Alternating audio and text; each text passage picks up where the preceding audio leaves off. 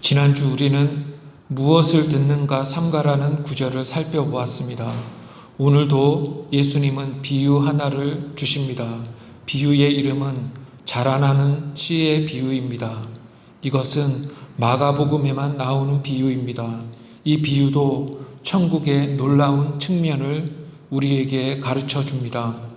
요약을 해보면 사람이 씨를 뿌리니 씨가 스스로 싹트고 자라고 이삭이 나고 열매를 맺어 종국에는 추수가 있듯이 하나님 나라도 점진적인 단계로 자라난다는 것입니다. 짧은 본문입니다. 함께 살펴보겠습니다. 26절을 함께 읽겠습니다. 시작. 또 이르시되 하나님의 나라는 사람이 씨를 땅에 뿌림과 같으니. 아멘.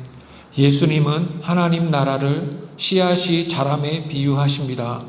하나님 나라는 하나님이 다스리시는 나라이며 하늘에 계신 하나님의 뜻이 이루어지는 나라입니다. 이 용어는 공관복음에 많이 나오는데 마가복음에도 많이 나옵니다. 하나님 나라라는 용어는 1장에 처음 나옵니다. 예를 들어 마가복음 1장 15절에서 공생애를 시작하실 때 예수님은 하나님 나라가 가까이 왔으니 회개하고 복음을 믿으라고 외치셨습니다. 마태복음에서는 하나님 나라 대신에 천국이라는 용어가 사용되었습니다. 하나님 나라가 너무 중요한 개념이기 때문에 예수님은 비유와 각종 가르침을 통해 하나님 나라에 대해 가르치셨습니다. 즉 하나님 나라는 예수님의 가르침의 중심이었습니다. 오늘의 비유도 천국의 특성을 가르치는 비유입니다. 예수님의 사역으로 천국은 씨와 같이 시작되었지만 세상의 끝에 천국이 완성될 것입니다. 즉 예수님이 공생애를 시작하시면서 외치신 천국은 씨와 같이 작았습니다. 그 작은 씨가 싹이 트고 자라나 결국에는 완전하게 될 것입니다. 예수님이 사역을 시작하신 지 1, 2년이 되었는데 제자들은 천국의 열매가 어디 있냐고 의아해하며 낙심했을 것입니다. 낙심하는 제자들을 위해 예수님은 천국이 사람이 뿌린 씨가 자라남과 같다고 말씀하시는 것입니다. 사람이 씨를 뿌리고 씨가 땅에 떨어져 심겨집니다. 씨는 아주 작고 흙 속에 심겨진 씨는 싹이 날 때까지 눈에 안 보입니다. 씨는 나무와 열매에 비해 작습니다.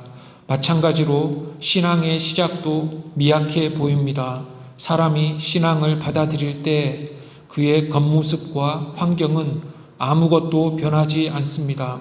그러나 씨가 심겼다는 사실은 놀라운 것입니다. 씨가 자라지 않는 땅은 황폐하다고 불립니다. 이제 무한한 가능성을 가지고 있는 씨가 흙 속에 있음은 땅에게 엄청난 변화요 축복입니다. 계속해서 27절을 읽겠습니다. 시작. 그가 밤낮 자고 깨고 하는 중에 씨가 나서 자라되 어떻게 그리 되는지를 알지 못하느니라. 아멘. 씨가 심깁니다. 사람이 밤낮 자고 깹니다. 그러는 동안 씨가 자라납니다. 흥미롭게도 밤과 낮, 잠과 깸이라는 대조되는 두 가지가 반복이 됩니다. 이 두 가지의 반복이 말하는 바는 무엇일까요? 밤과 낮, 잠과 깸은 씨 밖의 세상에서 일어나는 크고 작은 사건들과 변화들을 말합니다. 밤과 낮이 반복될 때 시간이 흘러갑니다. 그런데 밤에는 해가 없어서 어둡고 어두울 때는 일을 할 수 없습니다. 또한 밤은 인생의 어두운 때를 말하기도 합니다. 인생이 너무 힘들어서 일을 하기 힘듭니다. 그리고 사람은 밤에 잠을 잡니다. 아무튼 밤이란 일을 하지 못할 때를 말합니다. 반면에 낮에는 해가 있어 밝습니다. 날이 밝아서 일을 많이 할 수 있습니다. 낮에 농부는 김도 메고 땅도 갈고 물도 댑니다. 그러나 다시 밤이 오면 사람은 일을 하지 못합니다. 이렇게 밤과 낮, 잠과 깸이 반복되어 시간이 계속 흐르고 사람은 일을 합니다. 대충 읽으면 그냥 시간이 할 일 없이 막 간다고 생각할 수 있습니다. 사람이 아무 일도 안 하는 동안에 씨가 자란다고 하는 것 같이 들릴 수 있습니다. 그러나 저는 그렇게 생각하지 않는데 그 이유는 밤과 낮, 잠과 깸이 언급되기 때문입니다. 씨가 심긴 흙의 밖은 끊임없이 변하고 농부는 부지런히 일하지만 씨는 또 다른 세계인 흙 속에서 계속 자라나는 것입니다. 하나님 나라도 그러합니다.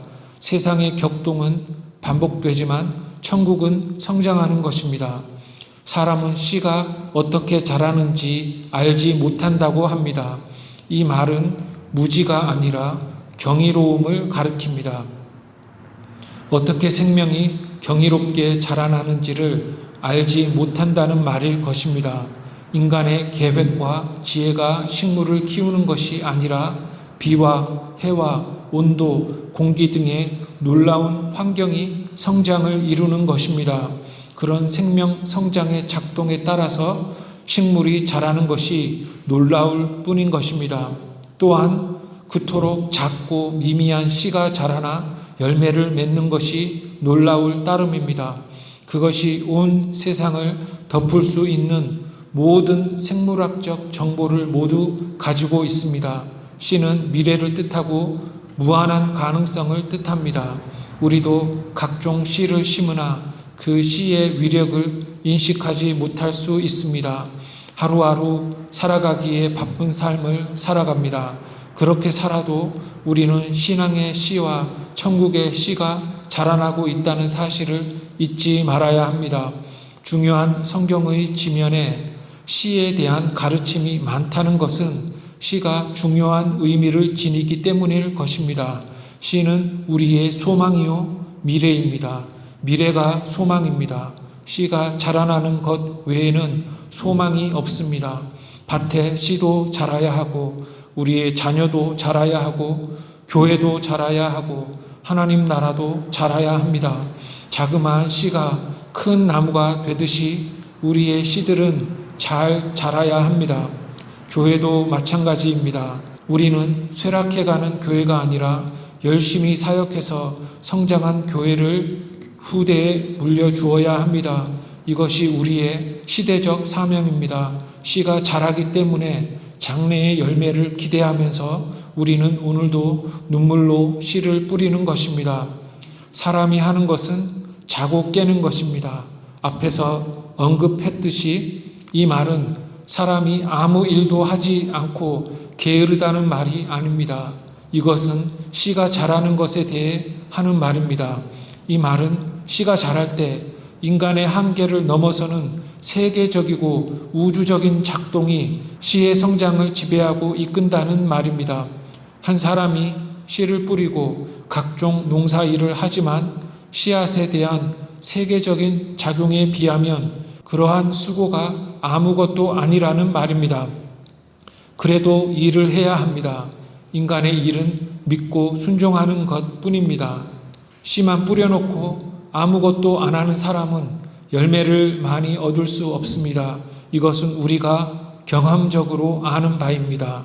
낮에 일을 열심히 해야 열매를 많이 맺는 것입니다. 그런데 신비롭게도 싹이 나고 자라납니다. 싹이 나는 것은 우리를 기쁘게 합니다. 갈색 땅에 한참 동안 아무것도 나지 못했는데 씨 뿌린 자가 어느 날 보니까 싹이 나 있음을 볼 때 얼마나 기뻤을까요? 예수님의 마음이 어떠했을까요? 우리는 지금 수십억 명이 교회를 다니는 시대를 살고 있지만 예수님이 메시아로 오셨을 때는 칠흑같이 어두웠습니다. 열심히 제자를 삼으시고 가르치고 사역하지만 열매가 없습니다. 예수님이 아무리 가르쳐도 무리는 신앙에 관심이 없습니다. 그런데 싹을 하나 볼 때 예수님은 얼마나 기쁘셨을까요? 신앙의 싹틈이 쉽지 않습니다. 사람은 절대로 안 변합니다. 그런데 싹을 볼 때 얼마나 기쁠까요? 그런데 처음에는 기쁘지만 금방 걱정이 됩니다. 저 싹이 언제 자라나나 또 걱정이 됩니다. 그런데 어느 날 보니까 또 자라 있는 것입니다. 아직 열매는 없지만 성장을 보면 기쁩니다. 28절을 읽어보겠습니다. 시작. 땅이 스스로 열매를 맺되 처음에는 싹이요 다음에는 이삭이요 그 다음에는 이삭의 충실한 곡식이라. 아멘. 땅이 스스로 열매를 맺는다고 합니다. 다시 말하지만 이것은 인간이 아무 일도 안 한다는 의미가 아니라 인간의 수고보다 훨씬 더 큰 우주적이고 세계적인 작용에 의해서 씨가 자란다는 것입니다. 강수량, 온도, 햇빛, 바람 등이 훨씬 중요한 작용을 한다는 것입니다. 그리고 세 가지의 순서가 나옵니다. 씨에서 싹이 나오고 이삭이 생기고 열매가 맺힙니다. 먼저 씨가 땅에 심깁니다. 씨가 심기지 않으면 싹이 날 수 없습니다. 그 다음 싹이 납니다. 싹은 동물의 새끼가 어미 뱃속에 있다가 태어남에 비할 수 있습니다. 싹은 땅에서 처음 올라온 작은 잎입니다. 이 싹은 작고 연약하고 볼품이 없지만 씨 뿌린 자는 싹을 보고 뿌린 씨가 이제 올라왔다고 기뻐합니다. 씨가 심겨서 싹이 나기까지 시간이 많이 걸립니다. 그때까지 사람은 조바심스럽습니다. 싹이 나지 않으면 어떡하나 하고 걱정할 수 있습니다. 싹이 남으로써 농부는 씨에 문제가 있는 것이 아니었다고 생각하면서 안심하는 것입니다. 이삭의 열매가 맺힘보다 씨가 싹 틈이 더 놀랍게 느껴집니다. 그러나 여기에 만족하면 안 됩니다. 싹이 나는 것에서 끝나면 안 되고 이제 쭉 자라가야 합니다. 싹이 자라면 이삭이 생깁니다. 이삭은 열매가 맺히는 껍데기입니다. 이삭이 생기면 그 속에 열매가 차는 것입니다. 이삭이 먼저 생김은 씨가 자라서 열매를 맺을 준비가 되었다는 말입니다.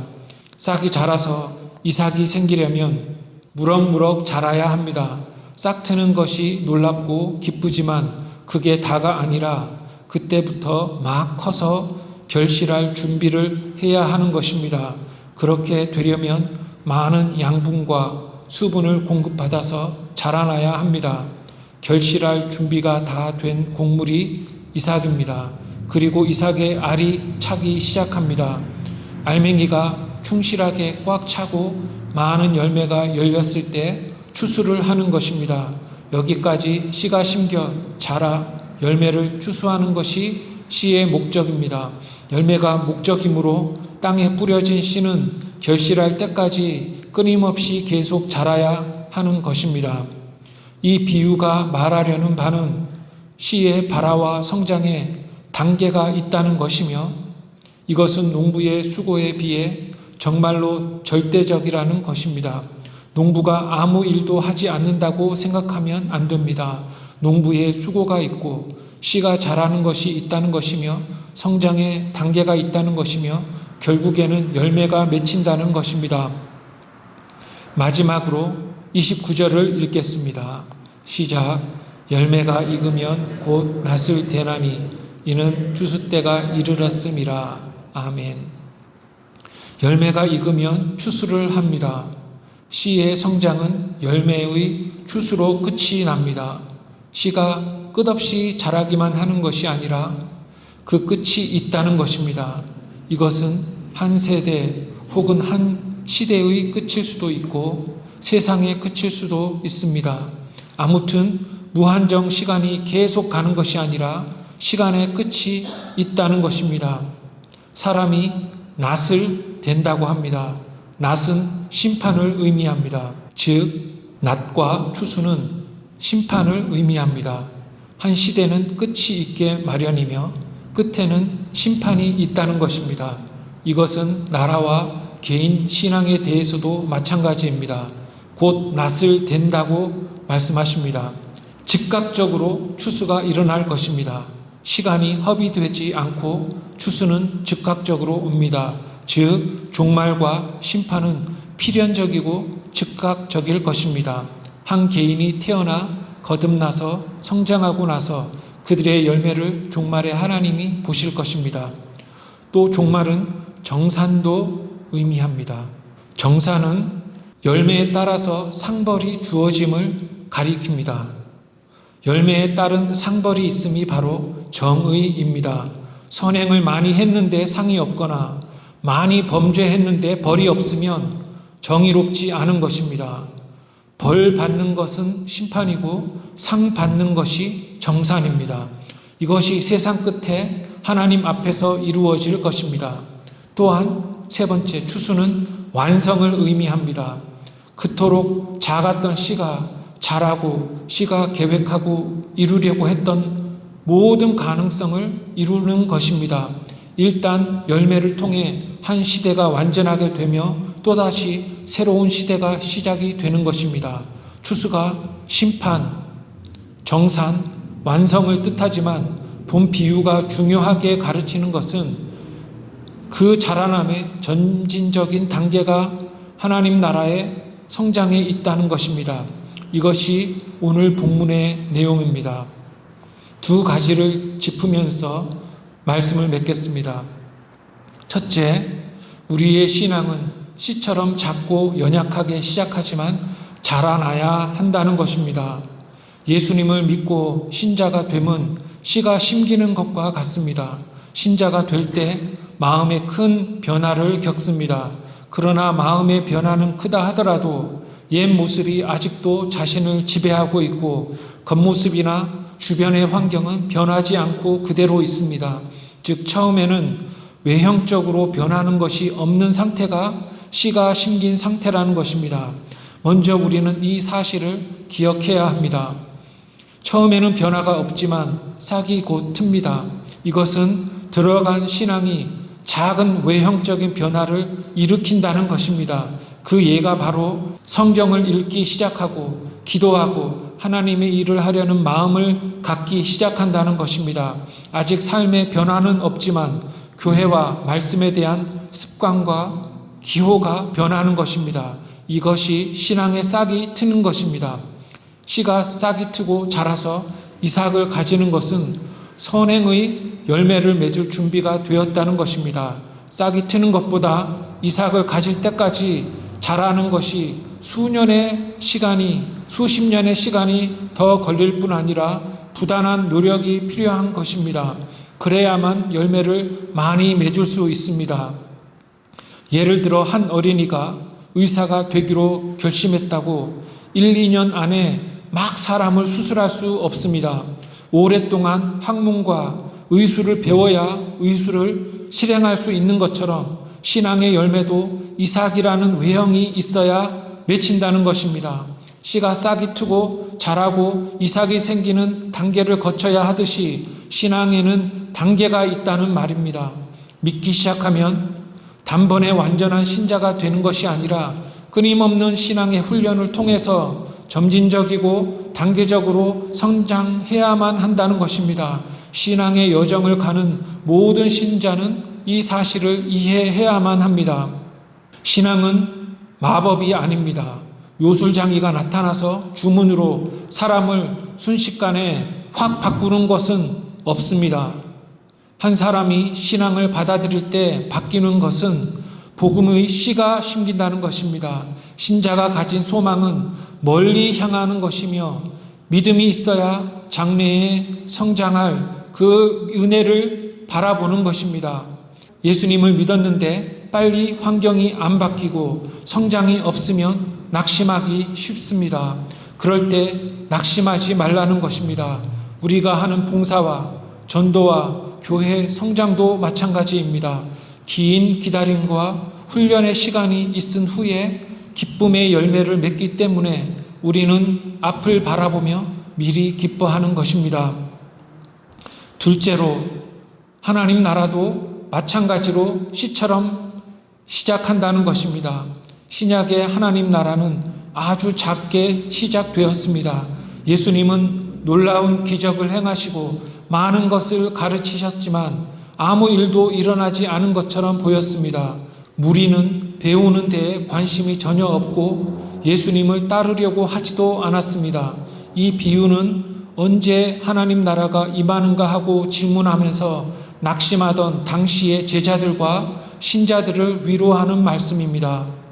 예수님은 하나님 나라가 지금은 작게 시작하지만 많은 성장 단계를 거쳐서 결국 완성된 하나님 나라가 올 것이라고 예수님은 위로하시는 것입니다. 또한 그 나라를 위해 너희가 씨가 되고 너희가 씨를 뿌리라고 당부하시는 것입니다. 개인의 신앙이 점진적으로 자라듯이 하나님 나라도 마찬가지라는 것입니다. 당시 사회의 기저에 작게 조그맣게 흐르던 기독교 신앙은 곧 로마 제국을 뒤엎고 말았듯이 눈에 보이지 않는 신앙이 땅에 심기어 역사적인 열매를 맺었던 것입니다. 주신 말씀대로 씨가 싹이 트고 자라듯이 우리의 신앙이 날마다 자라고 결국에 크게 결실하여 어두운 세상을 밝히고 부패하는 세상을 회복시키는 우리 모두가 되기를 주님의 이름으로 축원합니다. 기도하겠습니다.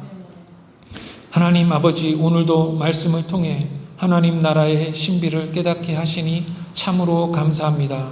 싹이 튼 신앙이 밤낮 자고 깰 때마다 자라서 크게 결실할 수 있도록 날마다 신앙의 훈련을 지속하는 우리 모두가 되게 하옵소서. 예수님의 이름으로 기도합니다. 아멘.